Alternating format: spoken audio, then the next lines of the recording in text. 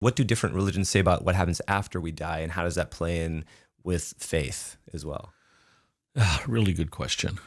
So I'm going to start east and go west. Okay. In one form or another, there are two varieties in the Eastern religions of what happens after you die.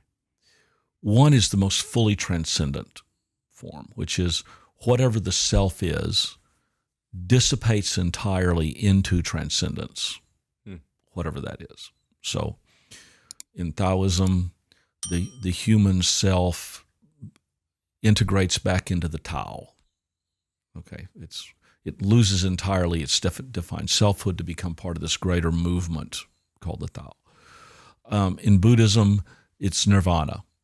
It loses its distinctive characteristics in the samsara world and literally becomes no thing. Okay. In Hinduism, the absorption into Brahma, into pure being or pure substance. These are always the top transcendent level.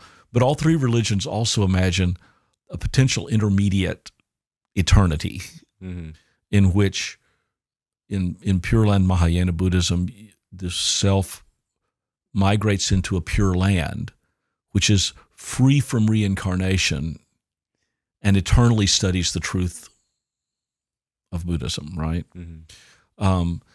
The same thing, there's a kind of a heaven, there's a word for heaven in Hinduism, that's an intermediate state that you can attain without continual reincarnation. It's not the final goal, but it's a place that's more imaginable for humans than the final goal. Of course, in the three Western religions, Judaism, Islam, and Christianity, the beyond death is some kind of divine reign. Okay, and there's a little bit different views of that.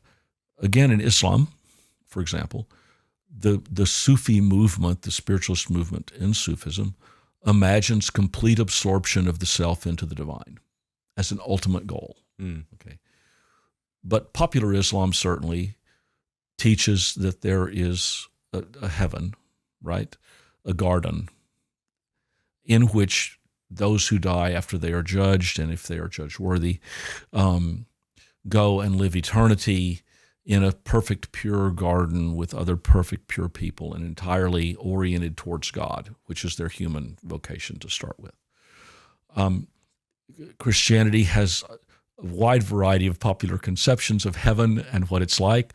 But again, Christian mystics would have, like Islamic mystics and Jewish mystics, talked about absorption into God. The more mundane idea would be the New Jerusalem, the kingdom of God, a perfect place in which individuals retain somehow their identity and yet now oriented entirely toward God. Again, I just read a column by a Jewish writer named Martin Sykes. Basically, he hoped debunking the ideas that Jews have no idea of an afterlife. Right. And he said that's popular misconception, but also a misconception, because there's always the idea of living in the blessed memory of the community, at the very least. Right. Orthodox Judaism imagines a full-throated heaven, but even Reformed and conservative Judaism would imagine there's a life after death in the memory of the community. So those are some of the differences. It's interesting to me that all of them have a kind of a double layer. Hey guys, if you're liking the content, please give this video a like and leave a comment. And if you want to stay in the loop of upcoming videos, don't forget to subscribe. Doing this really helps me with the algorithm and getting the video viewed by more of you guys. Thanks so much. All right, back to the video. And one layer is complete absorption into the transcendence, into God, Tien, Brahma, Allah. And the other is the much more imaginable, beyond this reality that we experience, something better. Right. Right. How would you, I guess, differentiate the two from our own understandings as humans? You know, like differentiating absorption into God seems different than our self being in like a heaven, a place of right, like a place where our bodies are there and we're experiencing this utopia.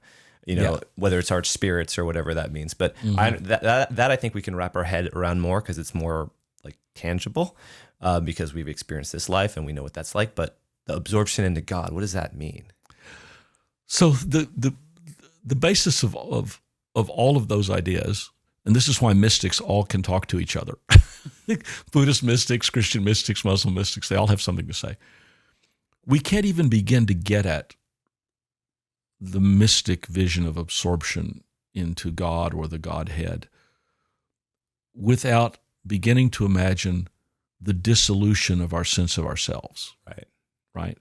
It's just so much in us that I'm a me. Right. That I'm a self. I'm a something. Right. And that I can't imagine my own non-existence. I can't imagine not existing. So the only thing I can imagine is me existing somewhere else, in a more exalted form. It's not clear whether.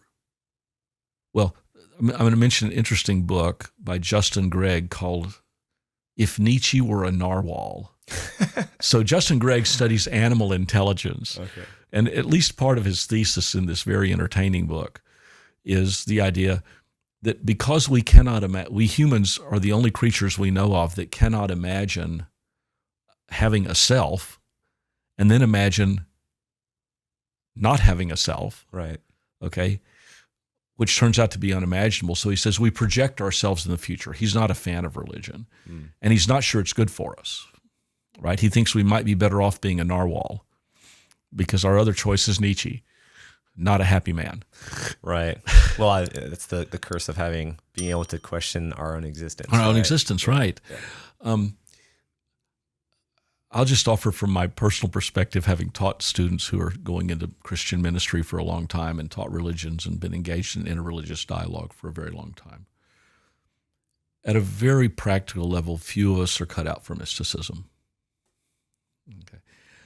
And so an academic or a scholar or a mystic can sit back and go, well, you're just very naive. Right. Your projection of yourself into this idyllic future, which in, like some Christian symbolism is beautiful hills in the Rockies and a little cabin with a little light in it. Right. That they would say that's just naive. Okay, but I'm not sure what naive means here, because transcendence by definition is not anything like reality as we know it. Right. All our visions are naive. We've just got a little human mind. Right. We just can't conceive of it. We can't conceive of it. Right. So for someone who thinks they have a more exalted vision of this to criticize the person who says, I just want to go home and be with Jesus, what does that mean? Right. You're relative to whatever transcendence is, the mystic's view is as naive as the child. Right. And maybe that's a better place to start. Well, I guess the difference is in the acceptance of knowing that you don't know, which seems a lot kind of agnostic in a sense, like that the mystic idea that we just can't comprehend what is beyond there. That spiritual aspect seems, in that sense, slightly agnostic, if that makes sense. Well, I think it is. Yeah.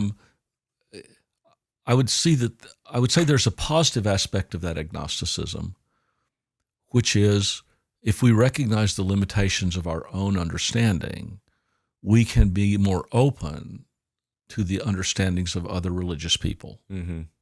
That makes sense. Yeah. And maybe even understand the frustrations of people who are just hard-on atheists. Right. Yeah, I think it's funny how I'm going to want to talk about dogmatism in that sense, because I think both, extreme sides, and that's unfortunately the case with any kind of religion or anything that can have where we cling our identity to, right, can lead towards these extreme kind of dogmatic ideas where religious people and atheists butt head because they think their way is right. No different than like vegans and carnivores, in that whole diet community.